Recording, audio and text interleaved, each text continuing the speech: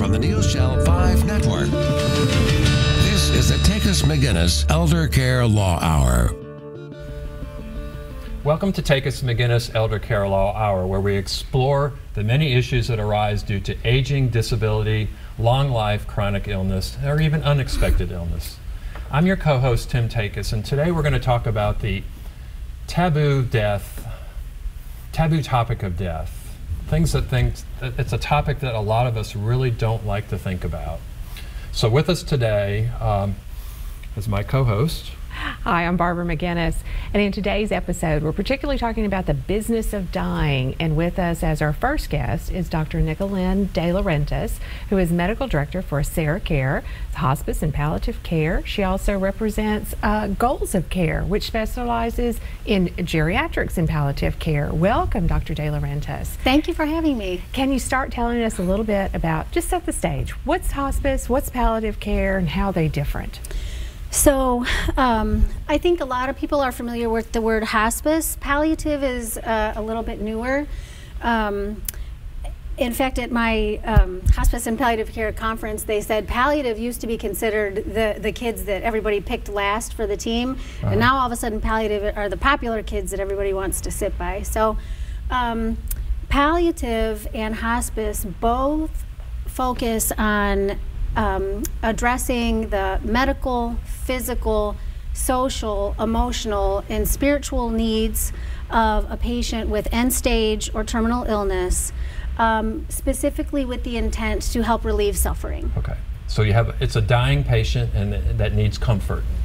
Is that a good? For hospice, or in the case of palliative, you have a patient who has a serious illness. So if somebody's been diagnosed with a cancer, they're going to get a referral to a surgeon, they're going to get a referral to the oncologist, and they need a referral to palliative care or palliative medicine specialist who can help them with some of the symptom burden, even of the treatments. And so that person... Not necessarily dying, right? Correct. Gotcha. For palliative. Okay. Right. So that's kind of the difference between palliative and hospice care. The definition to qualify to be eligible for hospice, two physicians have to say that you have a life expectancy of 6 months or less if your disease follows its expected trajectory.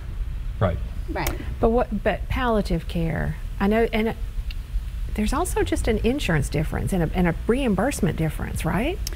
Well, that's another. That's a show, the different show, right? Okay, all right. So we can skip that. But I will say though that hospice is a carved out Medicare benefit that is a set aside thing, particularly. Yeah, yes. That's kind of where I was thinking about that. Is that maybe there's insurance on one side, and then you have a Medicare hospice benefit, which is under Medicare Part A, but palliative and hospice care really didn't start with Medicare.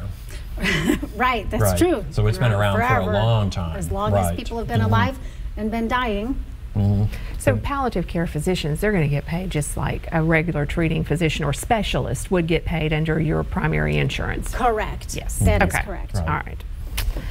So what does a palliative care physician do that's different from maybe what other doctors do or physicians do?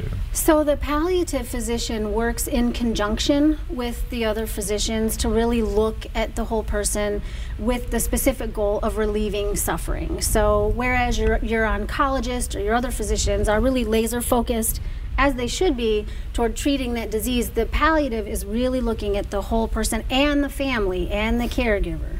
Right. So it's really patient-centered as opposed to a disease-focused or... Very much so. Right. Very much so. Right. So when you're, okay, again, a difference between palliative and hospice and the relationship back to the primary care physician and now the introduction of the specialist, the palliative specialist. They're still seeing their primary care doctor?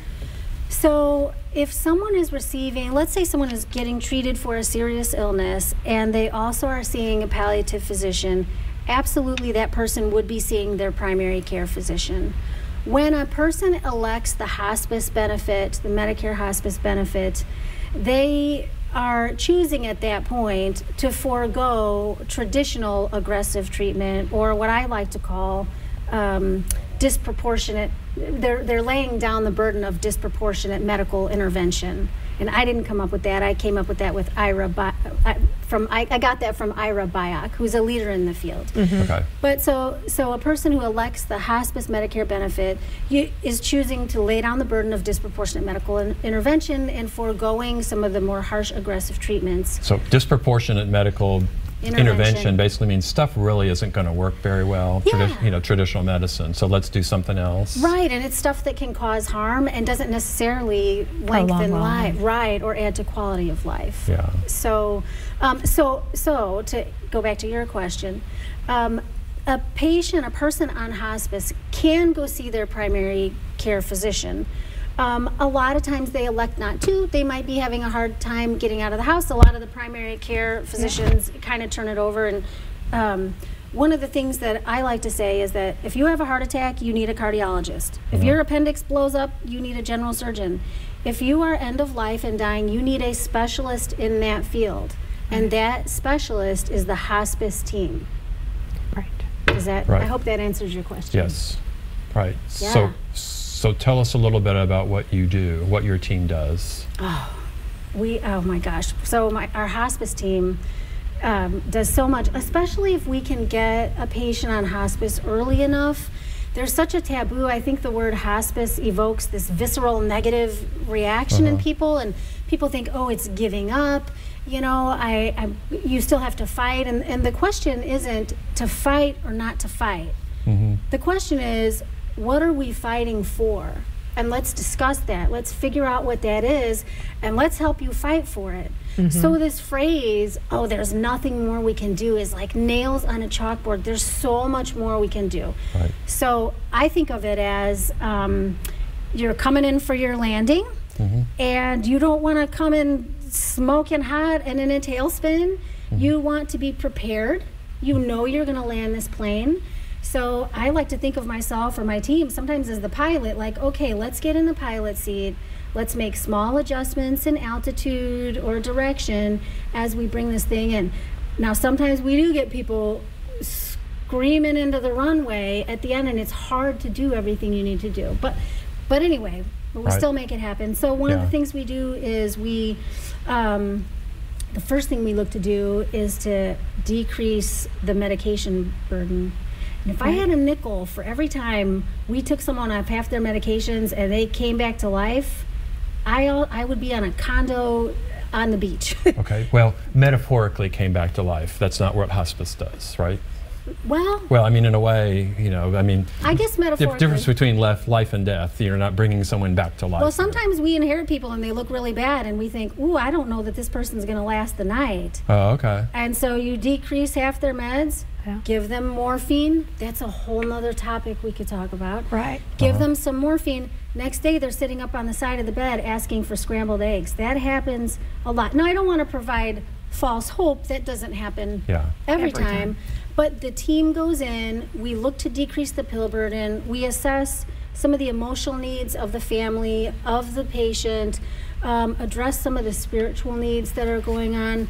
And if we have someone early enough, we can make a lot of exciting things happen. Just yesterday, we had one of our patients, he wanted to go for a ride in a police car in the front seat. All right. So we were able to arrange that for him. We've had hospice patients at Preds games and out fishing and all kinds of really good stuff. And then we also use our expert training to help with the symptom burden and pain, shortness of breath, anxiety, nausea. Those are some of the big ones that we really aggressively focus on. Well, and a lot of times when we often have families that are trying to decide, is it appropriate to now choose hospice? And sometimes they are reluctant because the connotation is that means my person is going to die and I've given up hope. And so the way we describe it is your focus is now going to be on quality of life. Right. And I think that's exactly what you said in a lot of words, but that's okay. That's what Dr. you said. Let's put your contact information up here. You are located in Clarksville. We are. All right. So thank you for being here, Dr. DeLaurentis. The time goes by quickly, doesn't it? Yes. In our next segment, we will be speaking about what happens after a person passes away. Stay with us.